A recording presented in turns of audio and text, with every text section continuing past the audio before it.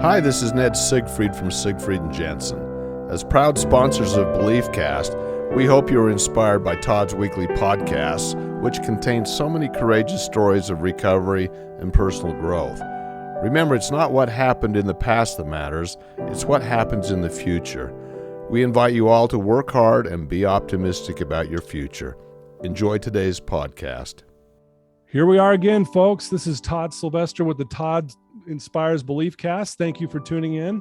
You guys are so fantastic. I love you so much. I can't believe where we're at and how many people we're reaching, and it's just been wonderful. And I got to give a shout out to our sponsors, Siegfried and Jensen, Wasatch Recovery, I Hill Institute, and Living Addiction Recoveries. And then we have a few sponsors that didn't want to be mentioned. They just said they love the cause and they wanted to pitch in and help. And I just want to thank them as well. They know who they are. And again, thanks for everyone tuning in. And today you guys are in for a treat. We're joined by Kelly Owen. Kelly, thank you so much for joining us today. Thank you for having me. I'm excited to be here. Yeah. And you're coming live from Georgia, right? Is that correct? Yes, from Ackworth, Georgia. Ackworth, Georgia. Yeah. And I can hear your accent. It's beautiful and it's awesome. I don't have an accent. You do. I think you do. But I'm out here in Utah, so that's probably why I can hear it. Well, a little background on Kelly, and there's so much to say here, but she's a school counselor. She's a Ph.D. candidate. She's a mother of 4.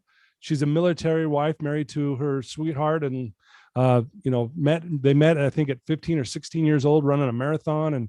And his name's Abe. Is that correct? Yes. Yeah. So, and you're a runner. You get up at 4:30 in the morning when you have the time. I know you're really busy at this point, but she runs. She's a Georgia peach through and through. That's right. Her husband is a Blackhawk helicopter pilot, which that's pretty amazing. And again, she loves to learn, so she can help children find happiness and hope. And after you received your master's degree, you received an award, the Outstanding Future Counselor Award, which is so cool. And I mean, the list goes on. And again, thank you, Kelly, for taking time to be with us today. Thank you. Yep. So the first question I have for you, why do you love learning so much? I mean, you've got so many licensures and certificates. I mean, the list goes so long, I couldn't read them all, but why do you love learning so much? Well, I think I'm easily excited. If I could, I would if I had enough time, I would probably dive into everything. So I'm having to pick and choose what I really would like to focus on. I've always been, my mom might call me nosy. I might reframe it and say curious, but I'm very just interested in people and helping people and learning what can I do to help people. And I believe, education really is the difference between wishing you could help somebody and then knowing exactly how to help somebody. Ooh, and it's empowering to know exactly what to do to help somebody who's struggling. And so that's where counseling has really appealed to me, because it's given me the tools I needed to really help those kids and just even other adults who are struggling. So. Wow, we need more people like you. I love what you said there. Very beautifully said. Well, why don't we start with where did you grow up? Tell us a little bit about your childhood. Okay, so I grew up 10 minutes down the road, as did my parents and my grandparents and my great-grandparents. That we have been, it's interesting to look back at my family history because they have lived within a 30-mile radius back to the 1700s. So wow, that's amazing. I stay put in Georgia. I grew up with, my dad was a commercial construction. He was always building stadiums and traveling, and my mom was a school teacher, special education. And I have a sister that's 17 months older than me. And we both just followed in my mom's footsteps, went into education too. I grew up right here, in Georgia. So my parents did divorce when I was, I believe, 8. Okay. And that's a marker for me because I just remember afterwards, I don't know, always music blaring. She always played 60s music in the house, and it was just a light, and we'd go out to eat all the time. And it was just happy memories growing up. I didn't realize that I didn't realize that I came from a quote dysfunctional family. I just thought we were having a great time, and I got to see my dad on the weekends, and he was Yeah. more present because he didn't get to see us as often. So, but Yeah. yeah, Yeah. And if you know, and I love what you said there, because, you know, as kids, I mean, I think it'd be great if we thought like kids all the time, because they just like, oh, hey, you know, I didn't realize we're dysfunctional. right. Everything seems great. I'm happy. You know, my parents treat me well. And it just sounded like, you know, even though that divorce had to have been hard on the family, but it sounds like you guys made the best of it. I'm sure it was way harder on my mom and my dad than it was Yeah. on me, the 8-year-old. But I do vividly remember telling people my parents were divorced and not thinking about it. And they, even to this day, they're like, oh, I'm so sorry. And I'm like, why? I think it's great. There's no more yelling. My mom's happier. My dad's happier. Yeah. Um, and my parents did a wonderful, wonderful job of divorcing. Like, they should be the model The couple model. for how to be divorced. Yeah. So Wow. even they just act like brothers and sisters. They have a common love of my sister and I. We have always felt loved from them. And even when like my dad's mom, my grandmother passed away, my mom was right there with us and every part of it. So, Oh, wow. yeah. Yeah. A lot of people, I'm sure, like you were saying, come up to you and say, I'm so sorry to hear that you went through that. And you're like, what? It was a great experience, you Right. know? Yeah. As a kid, it was, I mean, it's not picture perfect roses all Sure. the time. Absolutely. Yeah. But I think it was a great choice and probably better for us, a better environment for us after the divorce than prior to. So when you were a kid, were you really into learning even then? Did you love going to school? Did you love learning new subjects? Or, you know, how were you as a child? I have always been a straight A student. Mm. My sister is naturally just very gifted, borderline genius. But yeah, I think really, I've always been a curious person and really just motivated and easily excitable to help do what my passions are. So Yeah. So you played softball. You had a love for softball. Is that correct? I did. I grew up playing softball. So Yeah. Was that something that your parents kind of pushed you into, or was it just something you decided to sign up one day and play it? Or my mom, when we were younger, she tried us in all different sports, and I gravitated towards softball. I was the pitcher. I was really good at oh, pitching. wow. I'm pretty decent at cornhole because of it. I mean, but I was slow pitch, so it was like, Yeah. yeah. So I played softball, and that was, my friends all played softball, and it was definitely a social thing as well. So what were some of the, maybe I mean, I know this is a big question, but what was maybe one of the big things you learned by playing softball, like that helped you in your life, do you think? I was the pitcher, and so there's a lot of pressure when you're the pitcher, especially Yeah. when like the game is tied. There's like 2 balls or 3 balls and 2 strikes. Yeah. I really learned how to tune out the distractions and just take deep breaths and focus on that one objective, such as pitching a strike. Right. Okay. And so it's funny because we always would say, like, just focus. That was kind of my thing growing up, just focus. But it's really just helped me even through the years to just I can really tune in to that one thing and I will do it really well. Okay. So, Well, and you definitely are a very focused person just based on the stuff that you are doing now. And it sounds like when you set your mind to something, you do it. yes, which cannot always be a good thing. You can ask my husband. It can be hard to be married to. Yeah. Yeah. Well, so speaking of Abe, you met him Yeah. when you were 15. Is that correct? Yeah, we did. We met in high school. So talk about that and talk about, I mean, just, I know you guys, obviously met then and you had these thoughts of, I hope this is my future husband. And No, not at the time. Not at not all. at the time. Okay. No, it's kind of funny because my best friend said she discovered this new cute boy. I mean, we were sophomores in high school. And I was like, oh my goodness. So we went to go, spy and see who she was talking about. And that was the first time I was like, she said his name is Abe, but I was like, that's an odd name. Okay. And I could not for the life of me remember his name. And so, and I was like, yeah, he's okay. He's fine. So we went to go meet and talk to them. We really became just best friends at that point. It was not a love at first sight. he was a great guy, but it was just Right. really a friendship developed more than anything. And we ended up dating our senior year of high school, but we're Okay. So that's when it clicked for yeah, that. Okay. definitely not. I saw him as a friend before anything. And when he, and I knew he liked me, but I was just like, nope, you are like friend zone. So yeah. So you started dating your senior year, and then I know he ends up going. Did he go on a mission right after that senior year Yeah, he did. He went on a mission to Brazil. to Brazil? And so you're a member of the Church of Jesus Christ of Latter-day Saints, but you haven't always been a member. Is that correct? That's correct. Yeah. Okay. I grew So up going to First Baptist Church of Petter Springs with all my friends. So okay. yeah. So there's a story that I thought that you shared with me that was, I thought, really amazing. So I think it was you're sending him, he's going on to his mission, Yeah. and you got stuck in an airport or something. Will you tell us that story? Yes. Okay. So, we never, even dating in high school, we never really talked about the church because it got kind of contention filled. So we're like, let's just not even talk about it. Right.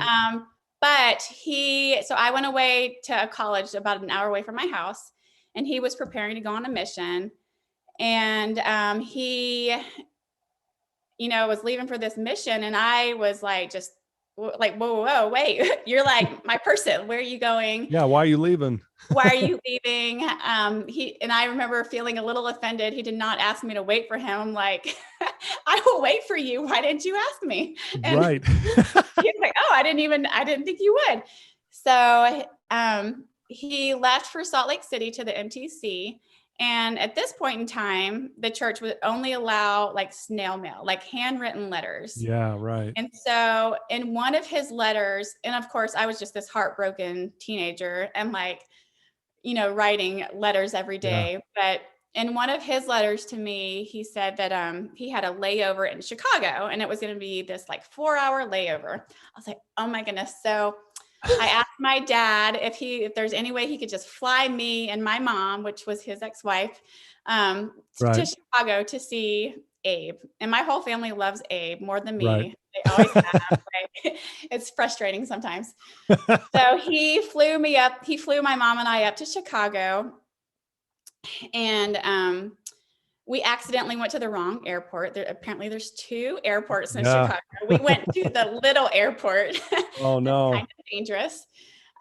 So we jumped in a taxi cab, went to the international airport, O'Hare, and waited and waited, and his flight was delayed and delayed and delayed. And so at this point in time, like, I'm not going to be able to see him before he leaves to go to Brazil for 2 years. And so he eventually, his flight comes in, and it literally gives him like 10 minutes before connecting. And I was just devastated because I thought we would have 4 hours together. Yeah.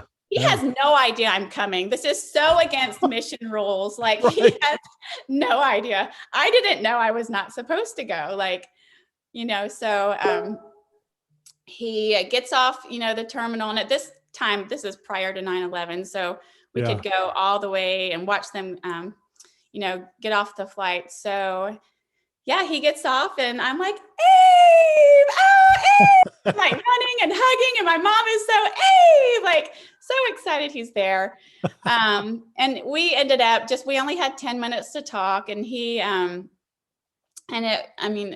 gave me a Book of Mormon at that time, and he was like, I know. He's like, I promise you I'll never ask you this again. If you don't mind, just read it one time, and I'll never ask you to do this again. He's like, you can ask my parents any questions you have. And I'm like halfway irritated, like, oh my gosh, okay, give me the book.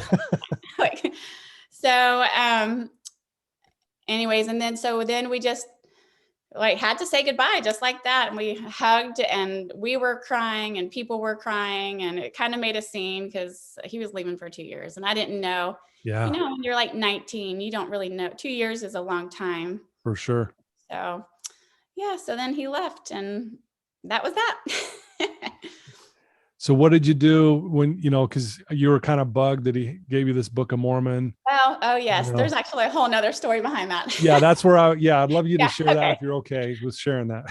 So because his flight was delayed, we end up missing our returning flight to Atlanta.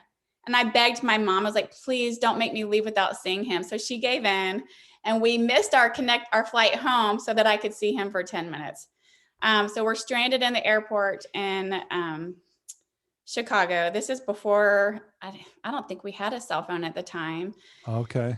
So Yeah. we ended up just taking a taxi cab, which was a very scary experience. My mom and I sat in the corner of the taxi cab. Yeah. Like, I'm pretty sure, like, it was just not, did not feel comfortable for us. So ended up finding a hotel, asking my dad to wire money to give us one night in a hotel. Mm-hmm. But I do remember I had this Book of Mormon, and I was just reading the title page because there's nothing else to do. We're stranded. I was like, oh, Mom. I was like, did you know Joseph Smith didn't actually write this? He translated it. I was like, I didn't know that.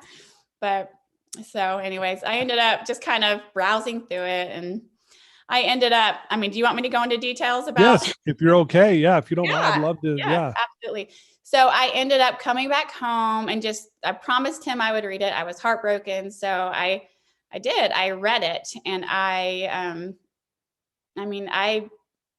studied it, and it's funny that I actually really studied it. I made a massive note. I took notes. I knew I believed in Jesus Christ. Right. I knew I believed in God. I had no idea about the Book of Mormon, but I knew that if I kept praying, then I would know, if I believed it was true or not. So,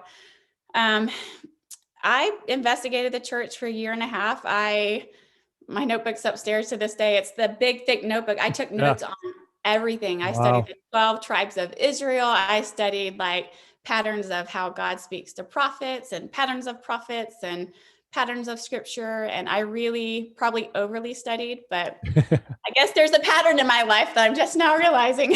Yeah. It sounds like this is what you do. This is what I do. So I ended up joining the church.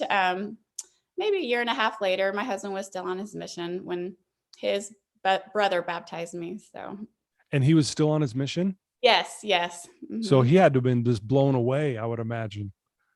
I guess so. I think I don't even know. He was probably like, what is she doing? Like, I don't know. So. Oh, wow. I love that. And I know, that's obviously opened up the door that I think at that point, did you think you'd be marrying Abe? Did you think that that's what was going to happen? See, I didn't know. I really had no idea. I didn't know how things were going to work out when he got back. It was just, it's such a weird time in your life. You really don't know. Yeah.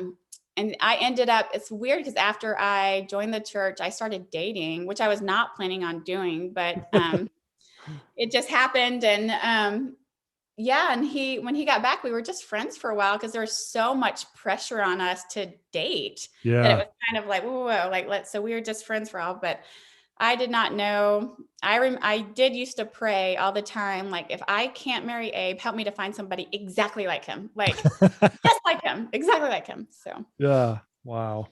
Well, that's an awesome story. And it's amazing how that just played out. And here you are married now. You have 4 beautiful children. Yeah, and kind of funny. Yeah. Yeah.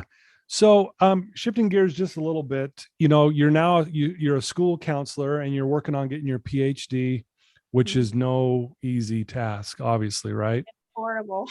Yeah. I mean, I think you're good. That's just being honest. So hard.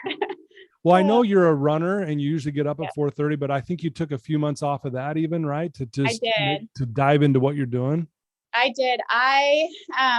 Running, I realized since I've taken out, it's for mental health for me personally, like it calms my anxiety, but I was under a very tight deadline to get my first 3 chapters in by November to have a chance of graduating within the next year. And so I was staying, working all day and writing till 1:00 at night and getting up early and doing it again. And it was hard. It was not an easy thing to do.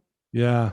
Well, I want to talk about, I mean, you're currently a school counselor. Is that correct? Yes, I am at an elementary school. At an elementary, which is awesome. Yeah. So talk about talk about maybe some experiences that you've learned there and why do you love that so much again? I know we touched on that in the very beginning a little bit, but I think it would be good for our listeners to understand why that means so much to you. And then what do you do how good does it feel to see a child learn to find some happiness and hope in their life?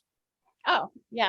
So I love kids, first of all. Like, they are my people. Every morning when I'm at school, I'm like, I totally get paid to do this. Like, what a great, like, I have kids coming up and telling me they're like, you look fabulous. I'm like a little kindergartner telling me I look fabulous. I'm like, I get paid to do this. This is great. You're like, this is great. Yeah. So that's the positive side of the job. I love kids and I love helping kids to be happy. I think, just growing up, I think we all go through some things where like it would have been nice to have somebody just to help, help be there for you or show you how to do this or just give you a smile in the mornings or say your name. And so I love that I have the chance to be able to be a part of that. And you asked, what have I learned? Yeah. I've learned so much by being a school counselor. I'm naturally a people pleaser, which is not always a good thing. Right. But I fiercely love kids. And I have learned that when you're doing what's best for children, not everybody's going to like you. And that is okay. Wow. And so that has really just, for me, has been freeing because I can really just kind of like softball, just focus on, I'm going to help this child. And that's okay. Not everybody has to like what you're doing. Yeah. And I think the biggest takeaway I've had from becoming a school counselor is that more than anything I can say, more than any intervention I can give, the most important thing is that relationship with the child. And if that relationship is strong and solid, then change is going to happen. They're going to hear what you have to say. Everything else will work out if that relationship is strong. And so I've learned, and really it's filtered in through the rest of my life too. Like, relationships really are so powerful. Yeah. Well, and you're really good at that, obviously, not just because you're social and you love, talking and that kind of thing. But again, I think you obviously have a passion to help these kids. And I would imagine that's what they feel from you. Like and they feel safe around you. And like you said, that helps build that relationship. And they probably feel comfortable at that point to share what they're struggling with. What do you think about that? That's absolutely what I would hope. And there's definitely, it's not everybody feels that. So, younger kids, it's like an instant connection. They're just easier. But when you get older boys or older, kids who are a little more self-conscious and why am I talking to a counselor? And it is a little more challenging to develop those relationships, but definitely just time and really just having this, unconditional positive regard towards everybody. You could just really just make those connections and really just hear them. And it can be powerful. It can be, as a school counselor, you hear some really hard things. I mean, I love my job, but it's not all sunshine and roses. I've heard and seen more things since I've been a school counselor than I ever even imagined I would. And they're really hard things. Yeah. But on the flip side of that, to see someone who's struggling so much find some happiness or find some hope, it's just, there's not really words to describe that. Yeah. Wow. That is beautiful. And this is just a thought, you went through some things as a child that we talked about, your parents divorced and you look at it as it was a good experience. It wasn't perfect by any stretch, but do you try to help your students or these kids look at what they're going through and try to see the good out of it? Is that one of the things that you approach them with? Always. I mean, not always. Truly validating that what you're going through is hard is powerful. Yeah. Like, it's not all amazing and easy. It is hard. It's really hard, but it's not hard forever.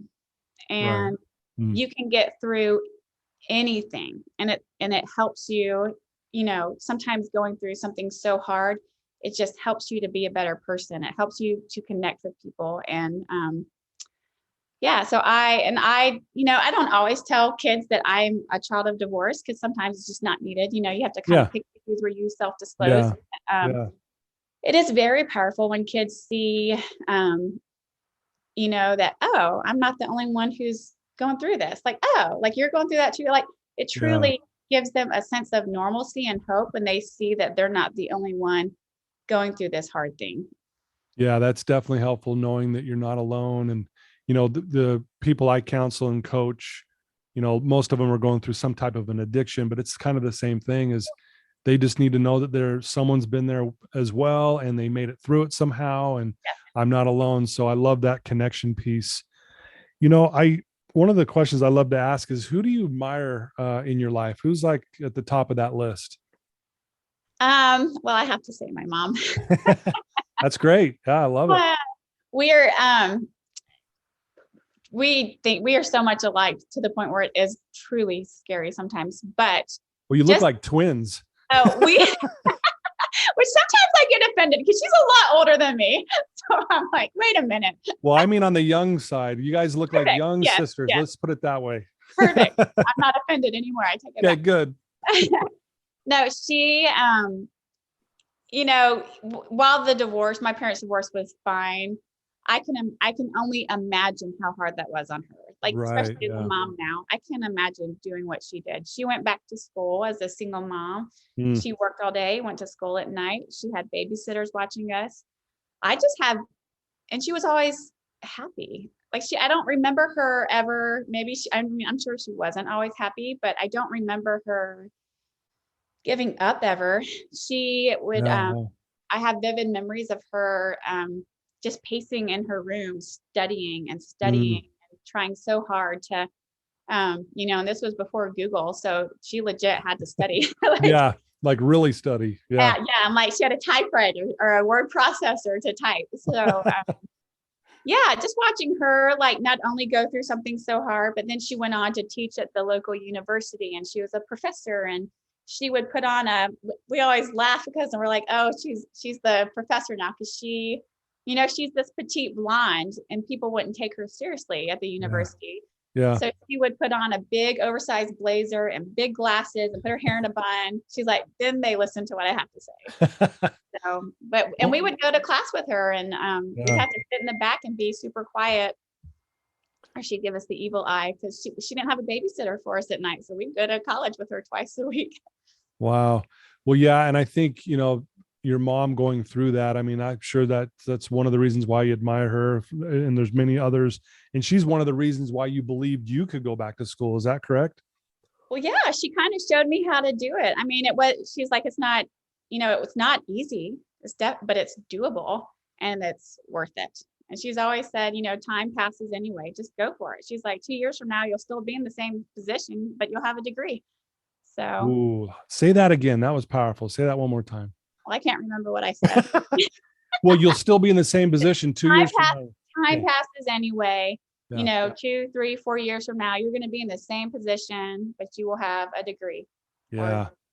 That much more. Well, the reason why that hit me. So, just a quick side note I was thinking about going back to college, and I went and sat down with a counselor, and I'm thinking, okay, I've got to be pretty close. And he's like, you got a little over 2 years. And I was devastated. I'm like, and the counselor could tell I was like, oh, really? Nope, I'm done. Yeah. And he looked at me and said exactly what you just said. He goes, well, 2 years is going to pass no matter what. You can either 2 years pass and you'll be right where you're sitting right now, or 2 years will pass and you have your degree. And right when he said that, I said, sign me up. It changed the whole thing. So when you said that hit me so hard. That's awesome. And and you did it. You went back to school. Yep. Went back to school, got my degrry, and it took me a long time, but it doesn't matter. It doesn't say that on my degree doesn't say took a really long time. Right. And it also doesn't say that you got a B.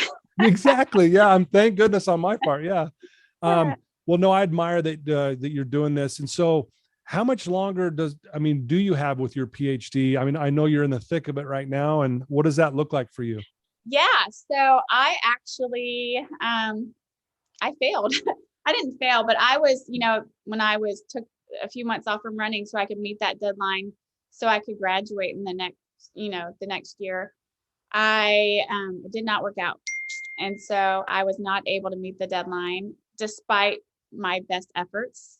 I was absolutely devastated. It rocked my world. It was probably one of the hardest things I've ever been through, but I'm a year out. I've done the hard work. I've written my first 3 chapters. Wow. Congrats. So I'm still in it, but it's definitely been a hard thing, and I'm pushed back another year now. So yeah, it is what it is, I guess.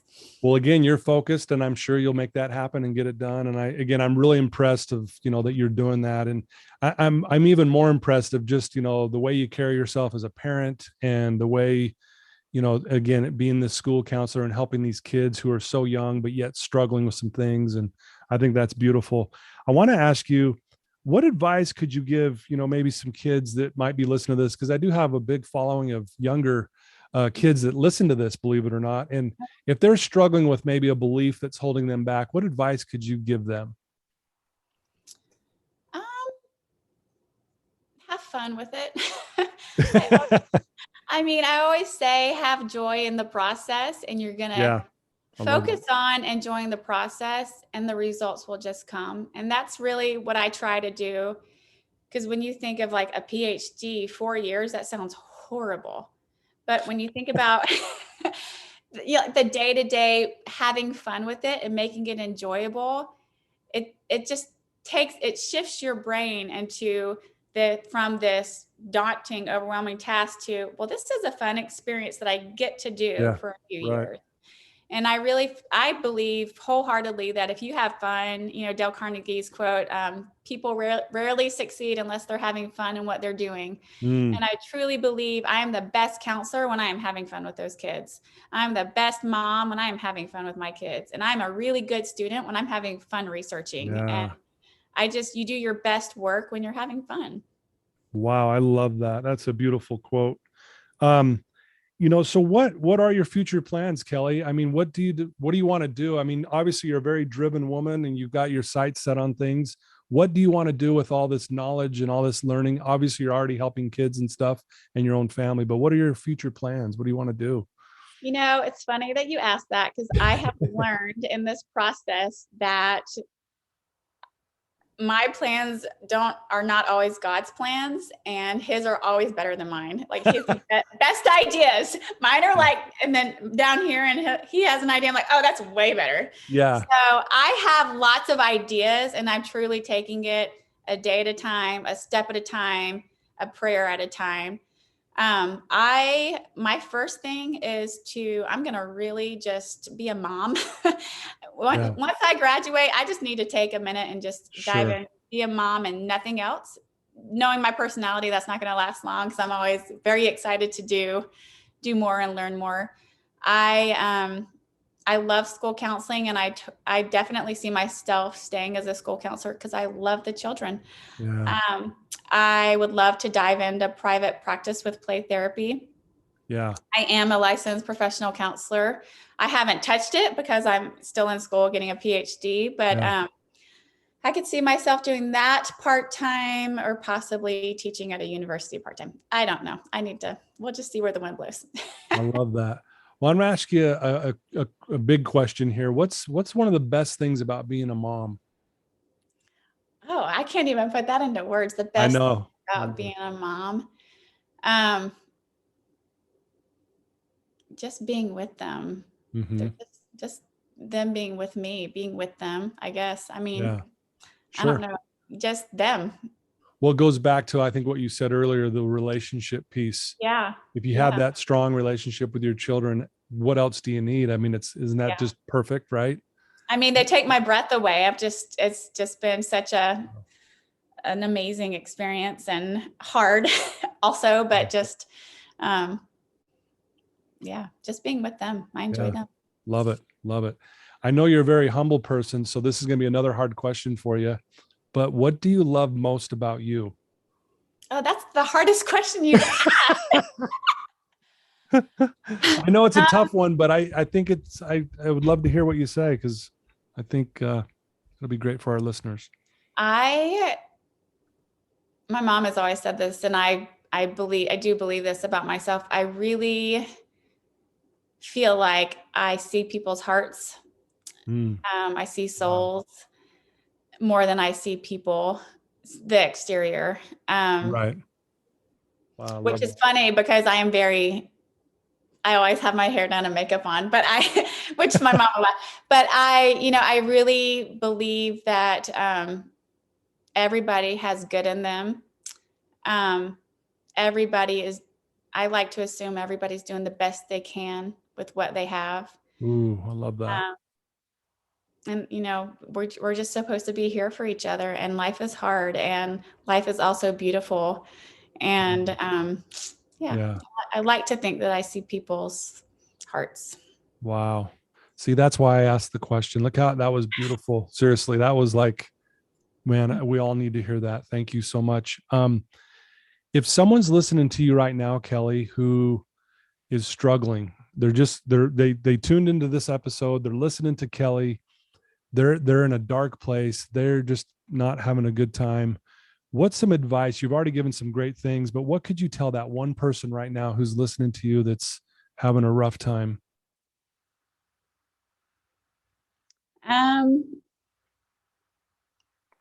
I always validate life can be hard, and you have every right to be sad. You have every right to hurt, and you have to get back up on your feet, and you make the choice to find that happiness, to find what you need to do you, to be you. Yeah.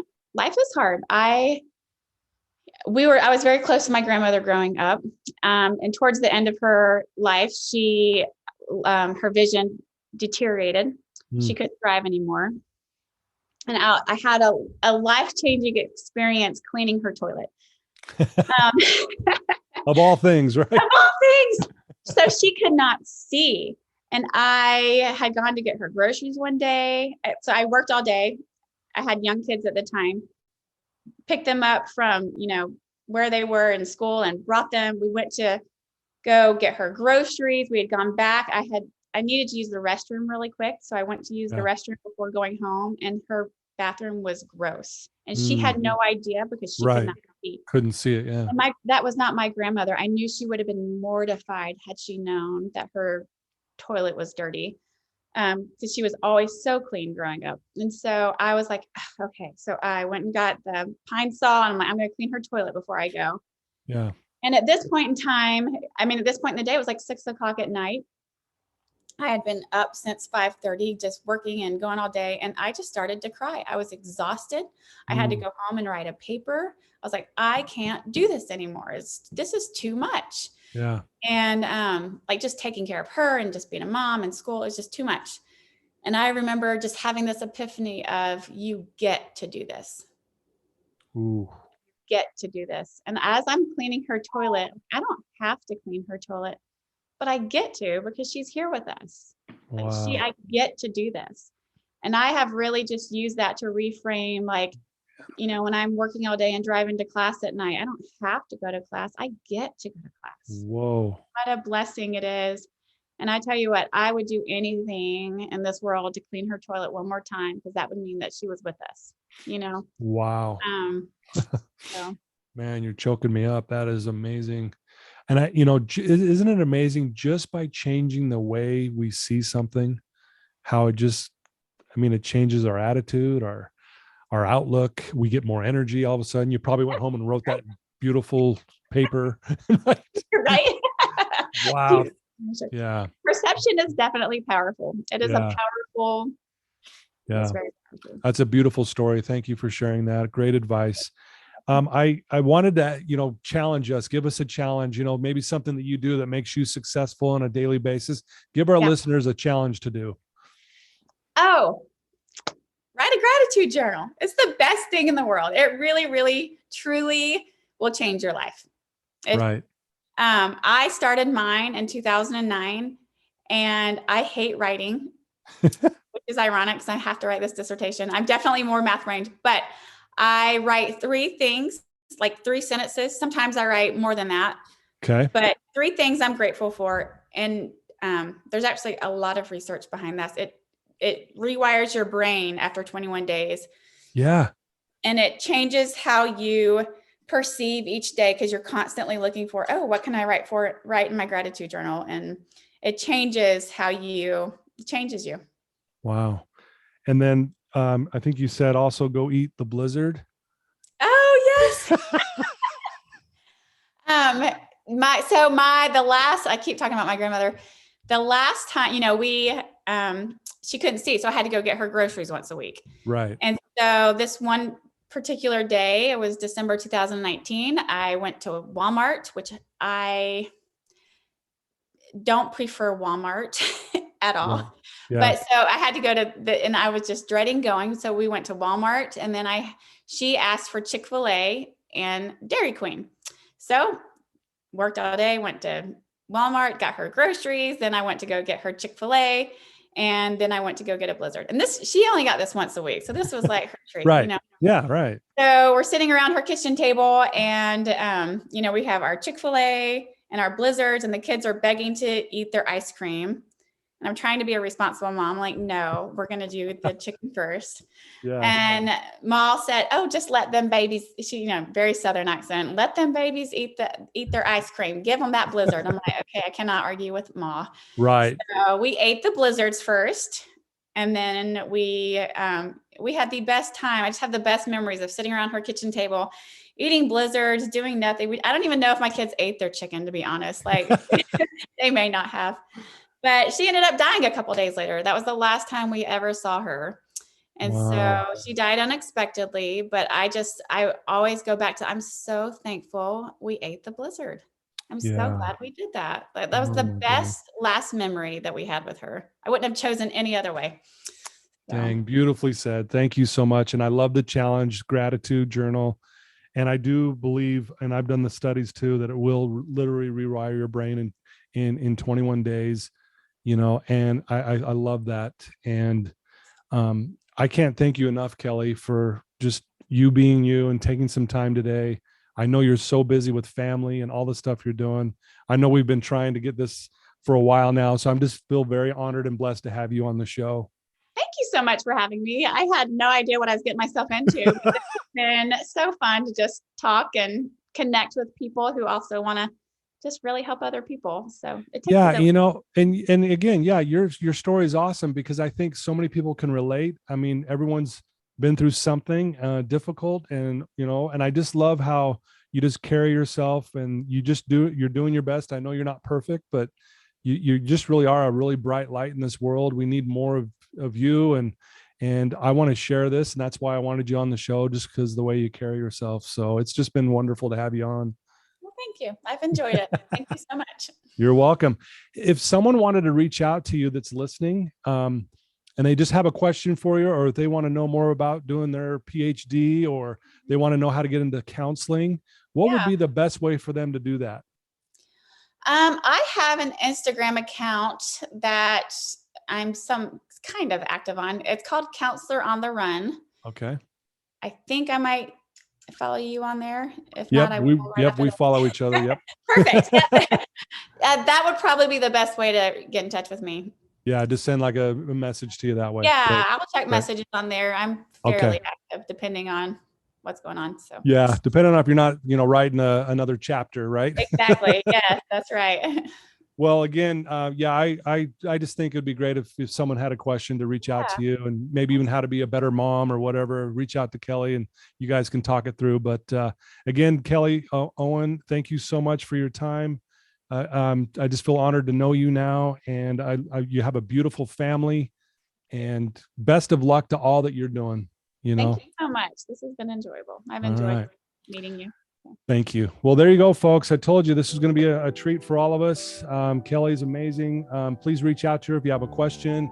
If you want to reach out to me and I can send the question to her, we can do that as well. But share this with everyone share it with your family. And again, thanks for always tuning in. I love you guys. And thanks to our sponsors for making this possible. Love you guys. And Kelly, we'll talk to you soon. Okay. Thank you. Bye-bye.